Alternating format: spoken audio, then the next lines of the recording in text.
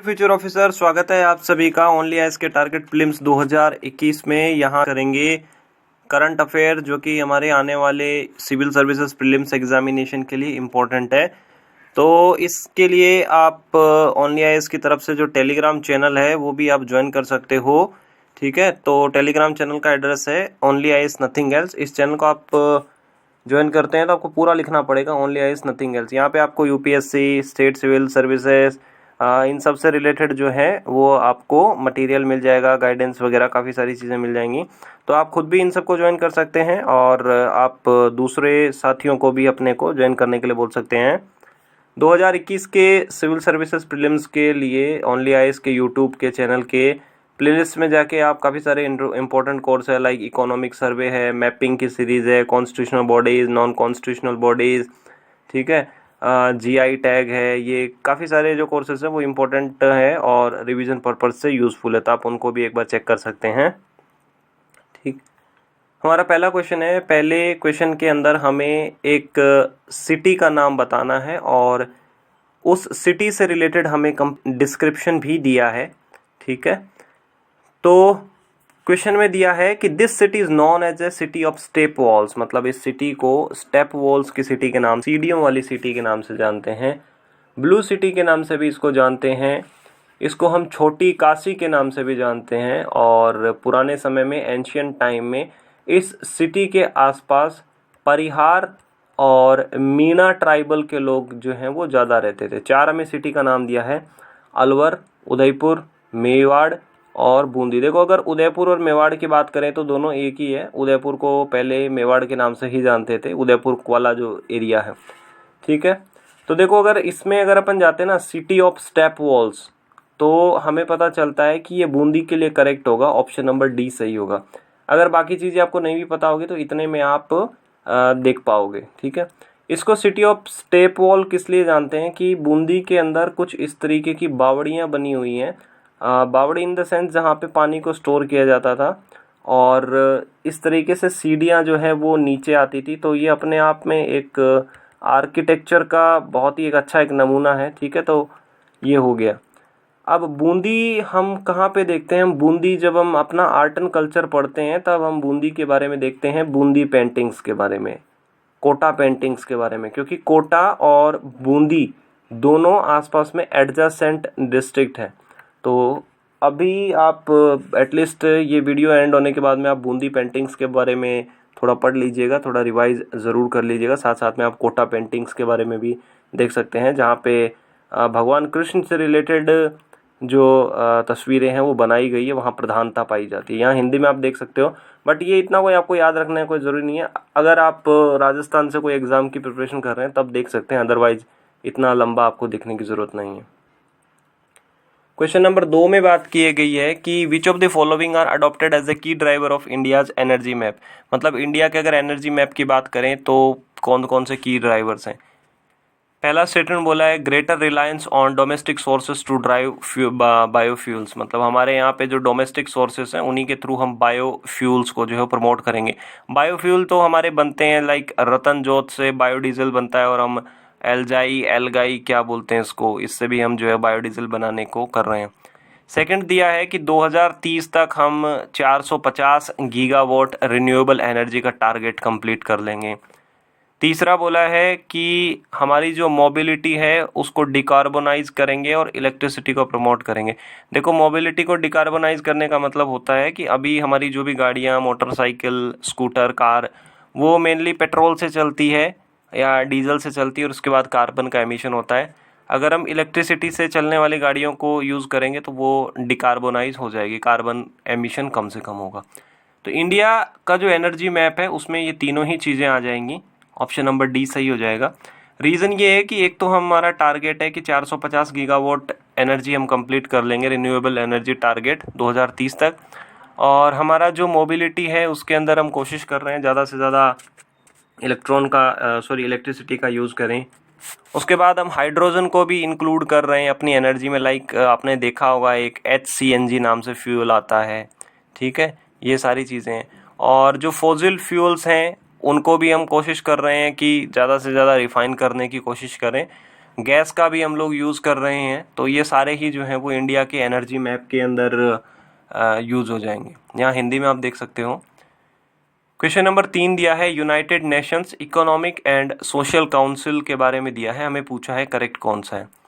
पहला बोला है कि यूनाइटेड नेशन की ये इकोनॉमिक और सोशल काउंसिल यूनाइटेड नेशन की एक स्पेशलाइज्ड एजेंसी है।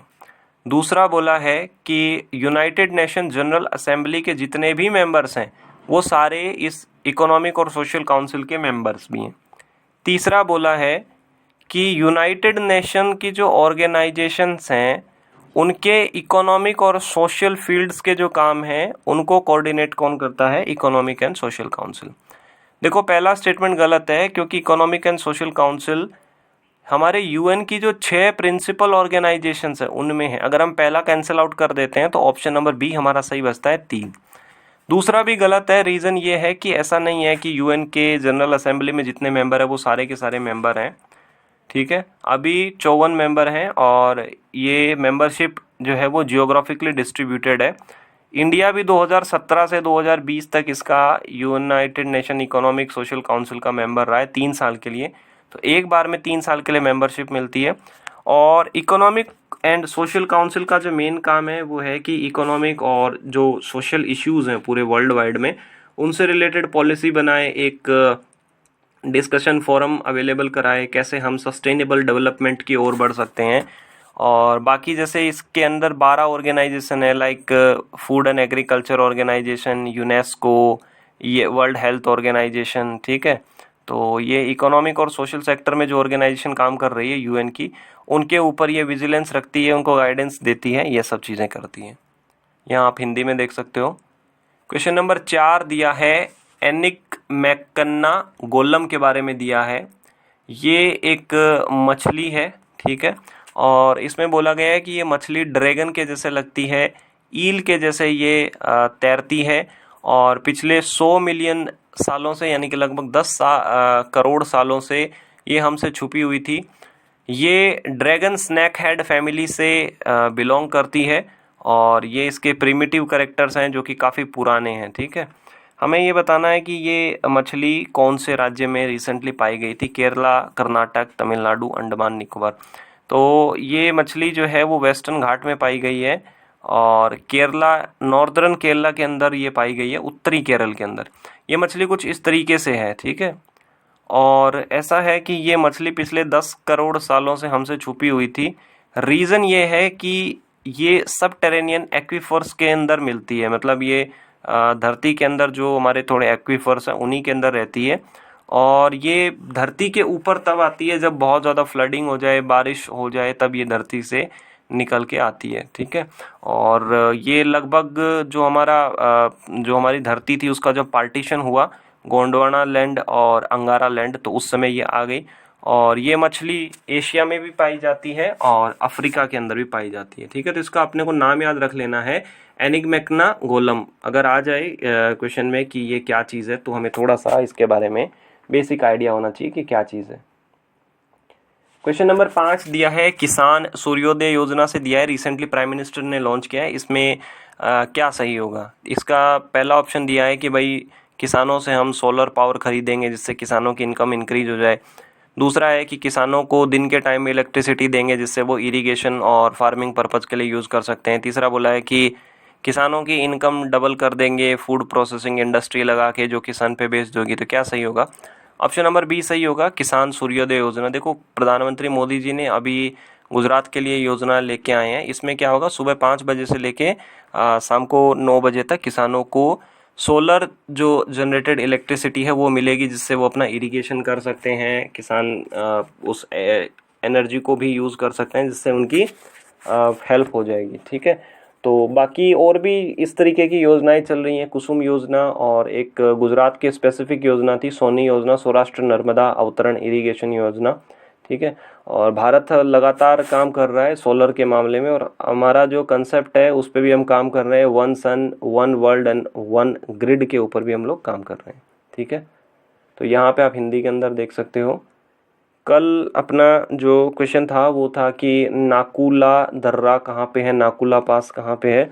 बहुत सारे स्टूडेंट ने सही जवाब दिया है। विक्की गुप्ता जी ने, योगेंद्र शुक्ला जी, मेघा मल्होत्रा, छाया यादव, आफरीन मुजावर, आदित्य फोगाट, हितेन सोलंकी, आरती मेहरा, जिशान रोनित, हिमांशु शर्मा, रामनिवास शिवहरे, देवाशीष ने, ठीक है, और प्रीति पुंज ने, अनामिका शुक्ला, अविनाश सिंह, सर्विस एनवायरनो ने। आज आपको इस वीडियो में बताना है कि एंड में कि कुसुम योजना किससे रिलेटेड है, ठीक है।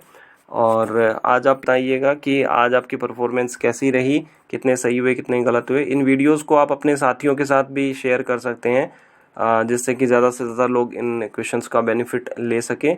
तो ओनली आईएएस से जुड़े रहने के लिए आप सभी लोगों का बहुत बहुत धन्यवाद। आपका दिन मंगलमयी हो। फ्यूचर ऑफिसर, स्वागत है आप सभी का ओनली आईएएस के टारगेट